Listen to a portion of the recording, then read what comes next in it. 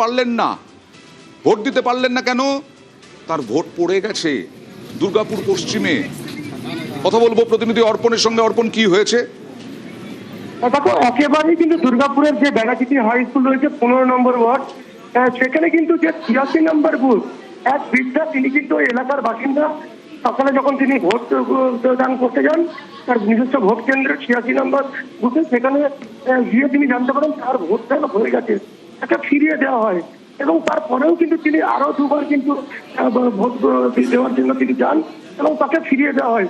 পরবর্তী ক্ষেত্রে কিন্তু স্থানীয় যারা নেতৃত্ব রয়েছে তাদের শরণাপন্ন হয় এবং তিনি জানতে পারেন যে তার ভোটদান হয়ে গেছে। তাকে ওয়েবকাস্টিং, সিসি ক্যামেরার ছড়াছড়ি, তারপরেও ফলস ভোট হয়ে গেল, ভোট দিতে পারলেন না। দেখুন, আপনি কখন ভোট দিতে এসেছিলেন? 11টা বাজে লাইন দিয়ে ঢুকলাম, যে ভোটের কাছে গেলাম, বলছে আমি তো ভোট দিয়ে গেছি। কারা বললো ভোট হয়ে গেছে? ওরা সব যারা কাগজপত্র, প্রেসাইডিং অফিস যারা আছে। আপনি বাড়ি যাচ্ছেন ঘুরে? আমি এই 3বার এলাম। ওনার ভোটটা পড়ে গেছে কি কেন, এর উত্তর তো আমার কাছে নেই, নির্বাচন কমিশন দেবে। ওনার টেন্ডার ভোটের ব্যবস্থা হলো, আসতে বললেন ওনাকে 6টার সময়, কিন্তু ন্যায্য ভোট থেকে উনি বঞ্চিত হন। এত কড়াকড়ি, এত নাকি সুশৃঙ্খল ব্যবস্থা, সুশৃঙ্খলের এই নমুনা। কবিবাবুকে এটাই বলি, আপনি এত লাফাচ্ছেন, 2017 সালের কথা মনে আছে?